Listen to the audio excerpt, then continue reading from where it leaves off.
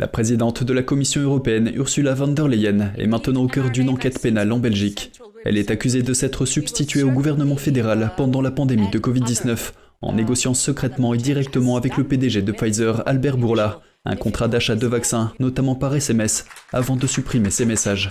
Cette plainte déposée par un citoyen belge qualifie ces actes d'usurpation de fonctions et de titres, de destruction de documents publics et de prise illégale d'intérêts et corruption. La plainte est unique en son genre, car elle vise la présidente de la commission de manière individuelle et non l'institution dans son ensemble.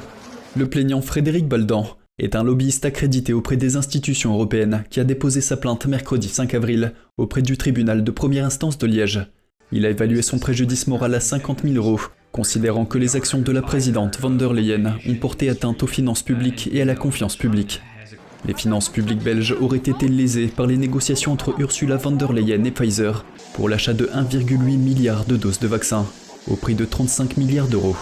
Le plaignant estime que la présidente de la commission a sapé la confiance citoyenne dans la puissance publique de l'État belge, en négociant directement avec Pfizer sans mandat et en secret, à la place du gouvernement belge. L'affaire connue sous le nom de Diletgate en référence à la suppression des fameux SMS a déjà fait l'objet de plaintes administratives contre la Commission auprès de la médiatrice européenne Emily O'Reilly et de la Cour de justice de l'Union européenne. Toutefois, cette nouvelle plainte est la première à prendre une tournure pénale dans un des 27 États membres de l'Union européenne. Ursula von der Leyen doit maintenant répondre aux accusations d'usurpation de fonctions et de titres, destruction de documents publics, prise illégale d'intérêts et corruption devant la justice belge.